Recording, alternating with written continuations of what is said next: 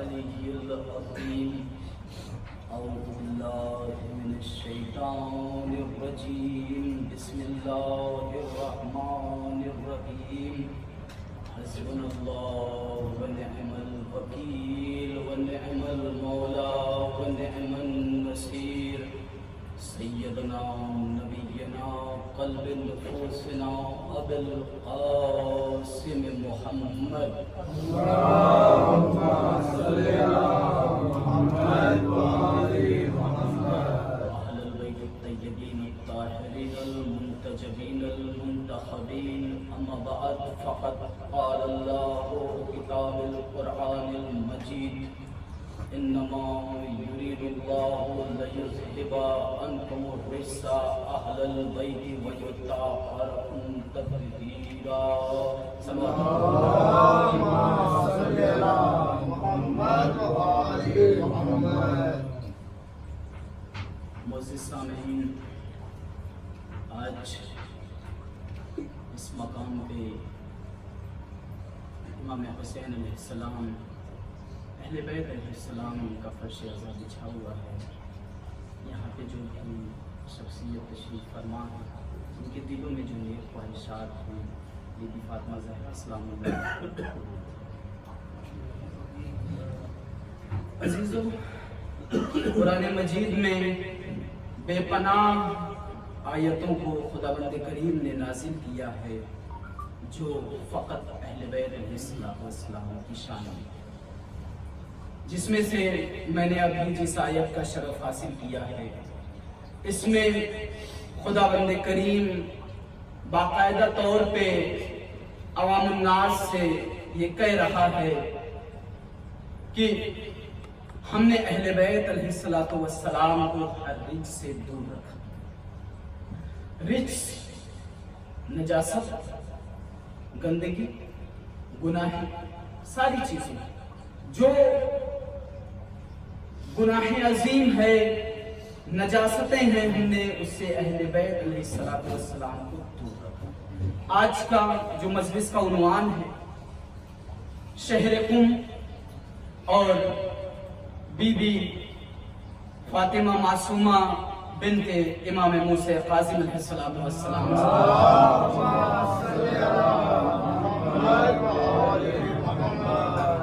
آج میں تمہیداً آپ حضرات کے سامنے کوشش کروں گا کہ بی بی فاطمہ زہرا کے کرامات کیا، بی بی معصومہ کے کرامات کیا، اور ان کے اوپر کتنا بڑا کرم ہے رب اعلیٰ کا، اور وہ اپنے علم کے کس درجے پہ فائز ہیں کہ خود ان کے بھائی وقت کے امام رضا علیہ السلام خود ان کو جو القاب سے نوازتے ہیں وہ ہے معصومہ. معصومہ کا مطلب یہ ہوتا ہے جس طریقے سے جناب رسول خدا کو معصوم کہا گیا، امام علی علیہ السلام کو معصوم کہا گیا، اور دیگر ائمہ کرام کو معصوم کہا گیا، اسی طریقے سے معصومہ کا جو لقب ہے وہ امام رضا علیہ السلام نے اپنی بہن فاطمہ معصومہ کو دیا. اور روایت میں ملتا ہے کہ ان کے اتنے کرامات ہیں، اگر آپ ان کے روضہ مقدس پہ آپ جائیں، اللہ آپ کو زیارت نصیب کرے، آپ اگر جائیں اور وہاں پہ اگر آپ کی جو روحانی دعا ہوگی تو بے شک وہ قبول ہوتی ہے. وہاں سے کوئی انسان خالی نہیں ہوتا، چاہے وہ جس قوم کا ہو. تاریخ میں اور ٹیلی ویژن کے ذریعے سے بھی یہ چیز بعض مرتبہ، اب ہر انسان کے ہاتھ میں اینڈرائیڈ ہے، وہ دیکھتا ہے کہ ان کے روزے سے بعض حضرات کو یہ ملتی رہتی ہے کلپس کی فلاں انسان نابینا تھا، اس کو روشنی مل گئی، بعض انسان کو کینسر تھا، اس کو شفا مل گئی. تو یہ ساری کراماتیں بی بی معصومہ کی ہیں. ایک مرتبہ کا وقت ہے جب یہ مدینے میں رہتی تھی اپنے بابا امام موسیٰ کاظم علیہ السلام کے ساتھ میں. تو ایک قافلہ وہاں پہ گیا اور ان کے ہاتھوں میں کچھ سوالات تھے. جب قافلہ دخل باب ہوا تو پتہ یہ چلا کہ امام سفر پہ ہیں، اور جب امام سفر پہ تھے تو انہوں نے وہ مایوس ہو گئے کہ اب ہم نے جو سوال اپنے دل میں لے کر کے یہاں پہ آئے تھے، ہمارے جوابات نہیں مل سکے، جب ہم اپنے قبیلے میں واپس جائیں گے تو ہم ان کو جواب کیا دیں گے۔ وہ مایوس ہو کر کے لوٹنے لگے۔ اچانک ایک بچی تھی جو دروازے سے باہر آئی اور آنے کے بعد ان لوگوں سے کہا کہ اے لوگوں، آپ ہمارے بابا جان سے ملنے آئے تھے، وجہ کیا تھی آپ بتائیں۔ تو انہوں نے کہا کہ بی بی ہم آئے تھے، ہمارے پاس کچھ سوالات تھے، ان کے جوابات کے ہم بھی منتظر ہیں اور ہمارے قبیلے کے لوگ بھی منتظر ہیں۔ تو انہوں نے کہا کہ میں اس سوال کو دیکھنا چاہتی ہوں، اور جب بی بی معصومہ کے ہاتھ میں اس سوال کو دیا گیا تو بی بی نے باقاعدہ طور پہ اس سوال کے جواب لکھ کر کے ان لوگوں کے حوالے کیا، اور جب وہ حضرات باہر جانے لگے تو ان کو امام سے ملاقات ہوئی۔ جب انہوں نے ملاقات کیا تو انہوں نے کہا کہ میں ہی امام ہوں، آپ جس کی نیت سے ملنے آئے تھے، مجھے پتا چلا ہے، کیا ہوا، آپ کو جواب مل گیا؟ کہا بے شک ہمیں جواب مل گیا۔ کہا میں اس سوال کے جوابات کو دیکھنا چاہتا ہوں۔ جب امام نے اس سوال کے جواب کو دیکھا، دیکھنے کے بعد کہا کہ بے شک اگر میں ہوتا تو میں بھی یہی سوال کے جواب دیتا جو میری بیٹی معصومہ نے دیا، اور بے پناہ دعائیں دی جس طریقے سے بعض وقت رسول خدا بی بی فاطمہ زہرا سلام اللہ علیہ کو دیا کرتے تھے۔ صلوات پڑھتے محمد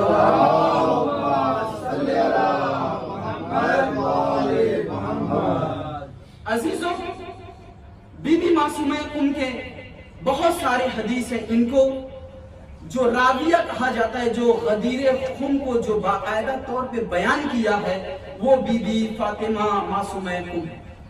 انہوں نے بہت ہی غور و فکر، بہت ہی کلیئرلی طریقے سے انہوں نے عوام تک غدیر کو پہنچایا۔ دامن وقت میں اتنی گنجائش نہیں ہے، میں مختصر طور سے تمہیداً میں گزر رہا ہوں۔ عزیزوں، میں شہر قم کی آپ کے بارے میں تھوڑا سا تمہیداً بتانا چاہتا ہوں۔ شہر قم میں ایک آیت اللہ العظمی شیخ عبد الکریم حائری ہوا کرتے تھے۔ یہ ان کی خصوصیت یہ تھی کہ مولا سید الشہداء علیہ السلام کی مجلسیں کرتے تھے، ان کے بارے میں لوگوں کو بتاتے تھے، اور ان کے دل میں یہ خواہش تھی کہ میں ایک ایسی لائبریری کو بناؤں تاکہ میرے اہل بیت علیہ السلام کا جو دشمنوں نے اس طریقے سے ان کو پست کر دیا تھا، ان کو عوام تک پہنچایا جائے۔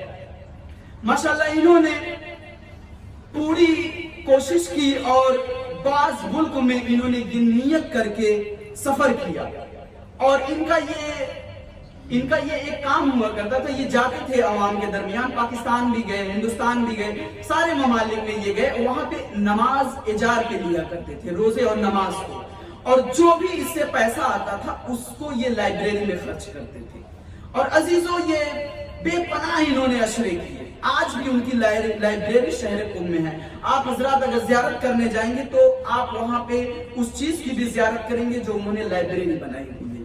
تو عزاداروں، جب یہ لائبریری کو بنایا، یہ اس وقت تک پہنچ گئے جب ان کو ڈاکٹروں نے جواب دے دیا کہ اب آپ کا وقت عنقریب ہے، آپ ایک ایسی بیماری میں مبتلا ہیں جو اب مختصر سے دنوں میں آپ رہیں گے۔ تو انہوں نے اپنے بیٹے مرتضیٰ سے کہا اور اپنے شاگردوں سے کہا کہ بیٹا، میں اپنے آخری لمحات میں ذریعے امام حسین علیہ السلام کا طواف کرتا ہوا میں اپنی روح کو قبض کرنا چاہتا ہوں، تاکہ میری جو روح قبض ہو وہ مولا امام حسین علیہ السلام کے حرم میں ہو۔ لہٰذا ان کی وصیت کے مطابق جب ان کو لے جایا گیا، یہ جب پہلا طواف ان کے چاہنے والے، ان کے بیٹے، ان کے شاگردوں نے جب ان کا طواف کیا امام سید الشہداء علیہ السلام کا، تو اچانک ایک ہی طواف ہوا تھا۔ انہوں نے اچانک جو چارپائی پہ ان کو لٹا کر کے طواف کرایا جا رہا تھا، انہوں نے اپنے آپ کو نیچے اتارا۔ نیچے اتارنے کے بعد ان کے جو شاگرد تھے، ان کے جو بیٹے تھے، انہوں نے دیکھا کہ جو شخص کے اندر یہ قوت نہیں تھی کہ ایک گلاس پانی اپنے ہاتھ سے لے کر کے پی لے، اس کے اندر یہ توانائی کہاں سے پیدا ہوگی؟ عزیزوں، جب ان سے پوچھا گیا کہ آخر یہ توانائی، یہ صحت آپ کو کیسے نصیب ہوئی، تو انہوں نے کہا کہ میں تو یہ سمجھ رہا تھا کہ میری روح قبض ہو چکی ہے، اور جب میری روح قبض ہو چکی ہے تو میں کیا دیکھتا ہوں کہ میرے بائیں جانب ملک الموت ہے اور داہنے جانب امام حسین علیہ السلام ہے۔ جب امام حسین علیہ السلام کو میں نے دیکھا، امام حسین نے بے ساختہ مجھ سے سلام کیا، کہا السلام علیکہ یا شیخ عبد الکریم حائری۔ تو میں نے جواب دیا، میں نے کہا کہ یہ کیا ماجرا ہے؟ تو اچانک ملک الموت نے سوچا کہ اب اس شخص کی روح کو قبض کر لیا جائے۔ عزیزوں، خاص طور سے ہمارے ممبروں پہ یہ سب واقعات کو بیان نہیں کیا جاتا، جبکہ آج ہماری نسلوں کو، ہم سب کے گھر میں ماشاءاللہ بہنیں ہیں، بھائی ہیں، بیٹے ہیں، بیٹیاں ہیں، ان تک یہ میسج پہنچنا چاہیے کہ ہمارے جو آیت اللہ العظمیٰ ہیں انہوں نے کس طریقے سے شیعت کو اس مقام پہ لا کے چھوڑا ہے۔ یہ بہت ضروری ہے ان تک یہ بات کو پہنچانا۔ ہم جب بھی کسی عالم دین کو ممبر پہ لاتے ہیں تو ان کو کوئی ٹاپک، کوئی موضوع نہیں دیتے، وہ اپنے حساب سے پڑھ کر کے چلے جاتے ہیں، لیکن واقعاً ایسے عالم دین کی محنت کو عوام تک پہنچانا چاہیے۔ عزیزوں، اب روح قبض کرنے کے لیے اجازت طلب کر رہے ہیں ملک الموت کہ میں اس روح کو قبض کر لوں۔ اچانک یہ ہوا کہ امام حسین نے ملک الموت کو روکا، کہا اے ملک الموت، ابھی تم رک جاؤ، ابھی تمہیں اجازت نہیں ہے ان کی روح کو قبض کرنے کی۔ بس امام حسین علیہ السلام نے کہا عبد الکریم، کیا تمہاری کوئی خواہش ہے؟ میں تم کو، جو تم نے اتنے کرامات کیے ہیں ہمارے لیے، ہمارے جو حدیثیں تھیں، ہمارے جو امت کے ساتھ خاص مضمون تھے، جو احادیث تھی، تم نے ان کو پہنچایا۔ جب ان سے پوچھا کہ ہم چاہتے ہیں کہ ہم تم کو اس دنیا میں اس کا اجر دے دیں، تو شیخ حائری نے، انہوں نے کہا کہ میری تو کوئی خواہش نہیں ہے، لیکن میرے دل میں ایک خواہش تھی کہ مجھے اگر حیات ملتی تو میں چاہتا تھا کہ شہر قم میں ایک مدرسے کو قائم کروں، ایک حوضے کی تعمیر کروں، جس میں پوری دنیا کے طلاب کو میں تعلیم اہل بیت علیہ السلام سے ان کے قلوب کو منور کر سکوں۔ امام حسین علیہ السلام نے کہا ٹھیک ہے، میں تمہیں 20 سال کی عمر کو ہدیے میں دیتا ہوں، میں تمہیں 20 سال دیتا ہوں، 20 سال بعد ہی تمہیں موت آئے گی۔ بس یہ سننا تھا، ساری شاگردوں کو، اولادوں کو، یہ سب ساری باتوں کو انہوں نے بتایا۔ بتانے کے بعد یہ آئے شہر قم میں، اور ماشاءاللہ حوضے، جو حوضے قم ہے وہاں پہ قم کے اندر اس کی انہوں نے بنیاد رکھی، اور آج اگر آپ جا کر کے اس مقام کو آپ دیکھیں گے، جو بڑے بڑے مراجع کرام ہے، وہاں سے تعلیم و فارغ ہو کر کے آج پوری دنیا میں خدمات انجام دے رہے ہیں۔ سلوات پڑھتے ہیں۔ اللہم صلی علی محمد و آل محمد وجل فرجہ حیدری یا علی صلی محمد و آل محمد۔ شہر قم ایسے ہی نام نہیں پڑ گیا آپ کو۔ ایک روایت کے مطابق ملتا ہے کہ جناب رسول اللہ صلی اللہ علیہ وآلہ وسلم جب ان کو اللہ نے عرش پہ بلایا، تو جب جبرائیل براق کے ساتھ میں زمین پہ آئے، اور جب رسول اللہ کو یہ شرف حاصل ہوا کہ براق پہ آپ جا رہے تھے، تو جب براق پہ ان کا جانا تھا کہ ان کا ایک مقام پہ جناب جبرائیل نے یہ جناب رسول خدا کو یہ کہا کہ یا رسول اللہ، وہ دیکھیں آپ وہ مقام جہاں پہ ابلیس بیٹھا ہوا ہے۔ اور جب جناب رسول کریم نے جب ابلیس کو دیکھا تو ان کو دیکھنا تھا کہ جناب رسول اللہ نے کہا ہم یا ابلیس، فوراً ابلیس اس مقام سے کھڑا ہو گیا۔ روایت میں ملتا ہے کہ جناب رسول خدا صلی اللہ علیہ وسلم کا یہ کہنا تھا کہ جب ابلیس کو انہوں نے کہا قم یا ابلیس، تو اسی کی وجہ سے اس مقام کا نام قم ہے۔ ایک روایت کے مطابق ملتا ہے کہ شہر قم اس لیے قم کہا جاتا ہے کہ یہاں پہ چھٹے امام کی بھی حدیث ہے کہ علویون، فاطمیون اور شیعیان اہل بیت کا یہ مسکن ہے۔ جب ساری کائنات میں ظلم ہو رہا ہوگا، فساد ہو رہا ہوگا، شیعوں کو قتل کیا جا رہا ہوگا، تمام شیعیان اہل بیت کو مارا جا رہا ہوگا، تو اس وقت جو قلب شیعت ہے وہ شہر قم کی طرف کھچاؤ پیدا ہوگا اور وہ ساختہ وہ لوگ وہاں پہ جائیں گے۔ اور امام جعفر صادق علیہ السلام کی یہ روایت ہے، وہ کہتے ہیں کہ خدا بندے جو بھی ظالم اگر شہر قم کی طرف اپنی ترچھی نظر کرے گا تو اس کو اللہ ہلاک کر دے گا۔ یہ شہر قم کی روایت ہے، یہ شہر قم کو شرف حاصل ہے۔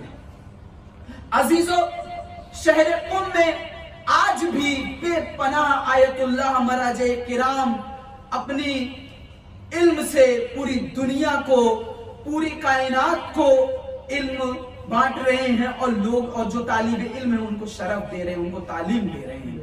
اور ماشاءاللہ وہاں پہ آپ ایک واقعہ اور ہے میں آپ کے سامنے کر دوں، آیت اللہ مرشی نجفی صاحب کا۔ مرشی نجفی صاحب یہ نجف کے رہنے والے تھے، عراق کے رہنے والے تھے۔ انہوں نے 40 دن کا چلہ کیا جناب امیر المومنین علیہ السلام کی ذریعہ اقدس پہ۔ جب 40 دن کا انہوں نے وقفہ کمپلیٹ کیا تو انہوں نے کیا دیکھا خواب میں کہ امام جعفر صادق علیہ السلام کی زیارت ہوئی۔ جب امام جعفر صادق علیہ السلام کی زیارت ہوئی تو زیارت ہونے کے بعد انہوں نے کہا، ان کی یہ طلب تھی، ان کی یہ چاہت تھی آیت اللہ مرشی کی کہ میں بی بی فاطمہ زہرا کی اصل قبر کو جان سکوں، تاکہ لوگوں تک یہ بتا سکوں کہ یہ ہے اصل قبر جناب فاطمہ زہرا کی۔ کیونکہ اس وقت جو ظلم ہو رہا تھا، امام علی علیہ السلام نے اللہ کے حکم سے انہوں نے بی بی فاطمہ زہرا سلام اللہ علیہا کو کی قبر کو پوشیدہ رکھا تھا۔ یہ کوئی جانتا نہیں تھا کہ کہاں پہ اصل قبر ہے۔ عزیزو، جب آیت اللہ مرشی کے خواب میں امام جعفر صادق علیہ السلام آتے ہیں تو انہوں نے بتایا کہ بہت سارے رازوں میں ایک راز خدا یہ بھی ہے بی بی فاطمہ زہرا کی قبر۔ یہ اللہ جانے اور امام علی جانے، یہ میں یا کسی کو اس چیز کی خبر نہیں ہے کہ وہ قبر کہاں پہ ہے۔ ہاں، اگر تمہیں خدمات دین کرنا ہے تو تم قم کی طرف جاؤ، وہاں پہ میری بیٹی بی بی فاطمہ معصومہ قم، ان کی جو مزار اقدس ہے وہاں سے تم علم اور عوام تک علم کو شائع کرو گے۔ عزیزو، آیت اللہ خلوزمہ مرشی نجفی جب وہاں پہ تشریف لائے، ان کی بھی بے پناہ خدمتیں، اور ان کی خدمتوں کا بہت سارا جو نظام ہے اس میں خاص طور سے اہل بیت علیہ السلام کے فضائل کو بیان کرنا ہے۔ خیر، بی بی معصومہ قم جب مدینے میں تھی، اور ان تاریخ میں بتاتی ہے کہ امام موسیٰ کاظم علیہ السلام کے 17 اولادیں تھیں، 37 اولادیں تھیں، جس میں سے 17 بیٹیاں ہیں اور 19 کے آس پاس بیٹے ہیں۔ امام موسیٰ کاظم علیہ السلام کی یہ جو بہت ساری روایتیں ہیں، بہت ساری روایتوں میں اختلاف ہے، جو خاص روایتیں ہیں وہ یہ ہے کہ 37 اولادیں تھیں، اور 37 اولادوں میں سے امام رضا علیہ السلام جن کو امامت ملی تھی، اچانک جو مرو شہر تھا، وہاں کا جو بادشاہ تھا، ان کو جب دعوت دیتا ہے کہ آپ آئے، ہم آپ کو دعوت دیتے ہیں، آپ آئے یہاں پہ، یہ شہر آپ کا منتظر ہے۔ جب وہاں پہ امام رضا تشریف لے گئے تو اچانک بی بی معصومہ کی یہ کیفیت تھی، ان کا دل گھبرا رہا تھا کہ میرے بھائی کو وہاں پہ کیوں بلایا گیا، آخر وجہ کیا ہے۔ ان کے من میں اب یہ علم غیب کی بھی مالکین تھی، ان کو علم غیب آتا تھا، ان کو پتا تھا کہ میرے بھائی کے ساتھ وہاں پہ کوئی نہ کوئی ظلم ہونے والا ہے۔ جس طریقے سے امام حسین علیہ السلام کی ناصر بن کر کے بی بی زینب گئی تھی کربلا میں، اسی طریقے سے بی بی معصومہ جب امام رضا وہاں پہ گئے تو یہ بھی اپنے تمام چاہنے والوں سے یہ گزارش کی کہ میں بھی وہاں پہ جانا چاہتی ہوں، مجھے بھی جانے کی چاہت ہے، میرا دل بے چین ہے اپنے بھائی کی طرف۔ اچانک ان کے 23 بھائی، روایت میں ملتا ہے کہ ان کے 23 بھائی اور 2 بہنیں ساتھ میں تیار ہوئی اور یہ شہر مرو کی طرف روانہ ہوئی۔ ایک دریا کا نام ہے دریائے ساوا، یہ ایران کے اندر ہے۔ یہ بتایا جاتا ہے کہ دریائے ساوا جو بہت ساری خصوصیات کو بتایا گیا تھا کہ جب رسول اللہ اس دنیا میں آئیں گے تو فلا چیزیں ہوں گی، تو اس میں سے یہ بھی ہے کہ دریائے ساوا سوکھ جائے گا۔ تو اس مقام پہ دریائے ساوا پہ ایک بستی آباد ہو چکی تھی، اور وہاں پہ جب اہل بیت کے چاہنے والے نہیں تھے، عزیزوں وہاں پہ دشمن اہل بیت آباد تھے۔ جب بی بی فاطمہ معصومہ وہاں پہ قیام کی، وہاں پہ رکی کھانا کھانے کے لیے، تھوڑی دیر آرام کرنے کے لیے، تو ان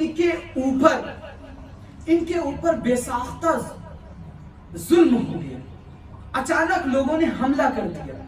جب حملہ کیا تو ان کے 23 بھائی اور 2 بہنیں شہید ہوئے۔ عزیزوں یہ غربت کا عالم ہے بی بی معصومہ قم کا، کہ یہ جا رہی ہیں اپنے بھائی کی ناصر بن کر کے، اور ان کو راستے میں ہی ان کے 23 بھائیوں کو اور ان کی 2 بہنوں کو شہید کر دیا گیا۔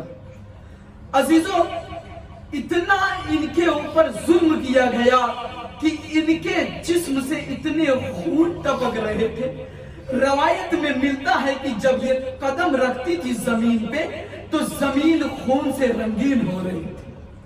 عزاداران مظلوم کربلا، ارباب عزا، آپ تصور کریں کہ ایک شہر ہے جہاں پہ ان کے 23 بھائیوں کو شہید کر دیا گیا، ان کی 2 بہنوں کو شہید کر دیا گیا، مگر انہوں نے جب آواز استغاثہ بلند کی تو ان کے چاہنے والے آ گئے۔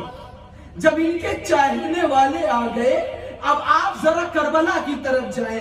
جب کربلا کی طرف جائیں گے، جب امام حسین نے آواز استغاثہ بلند کی تھی، حل من ناصر ینصرنا، ہے کوئی میری مدد کرنے والا، لیکن اس وقت کوئی مدد کرنے والا نہیں تھا۔ مگر اے عزاداران مظلوم کربلا، جب بی بی فاطمہ معصومہ نے آواز استغاثہ بلند کیا تو انقریب کے چاہنے والے آ گئے، عماری کو تیار کیا گیا۔ جب عماری تیار ہوئی تو تاریخ میں ملتا ہے موسیٰ حضرت جو عماری کی مہار کو پکڑ کر کے شہر قم لے کر کے گئے۔ شہر قم میں جب جانا تھا، کیونکہ امام جعفر صادق علیہ السلام کی حدیث تھی، یہ حدیث تھی کہ شہر قم فاطمیون کا مسکن ہے، وہاں پہ میرے چاہنے والے آباد ہیں۔ جب بی بی فاطمہ معصومہ قم وہاں پہ تشریف لے گئی، کیا دیکھتی ہیں؟ چاروں طرف سے آپ پرچم بلند ہے، چاروں طرف مرثیہ ہو رہی ہے، چاروں طرف میرے بھائیوں پہ رویا جا رہا ہے۔ بس ارباب عزا، ایک مرتبہ جب بی بی کو عماری سے اتارا گیا، جب بی بی عماری سے اترتی ہیں، بی بی عماری سے اتر کر زمین پہ جب آئی تو چاہنے والوں کا ایک گریہ بلند ہے، کیونکہ بی بی جب قدم زمین پہ رکھتی ہے اتنی زخمی ہے بی بی کہ جہاں بھی قدم رکھتی ہیں خون کے نشان ہوتے جاتے ہیں۔ بس ایک تاریخ میں ملتا ہے عزیزو تاریخ میں ملتا ہے کہ جب رسول اللہ کی وفات ہوئی ہے نا، جب رسول اللہ کی وفات ہوئی ہے تو بی بی فاطمہ زہرا صرف اور صرف 75 دن زندہ تھی، صرف اور صرف 75 دن۔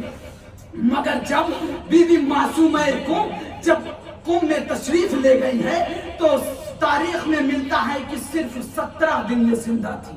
ان کے اوپر اتنے ظلم ہوئے 17 دن یہ زندہ تھی۔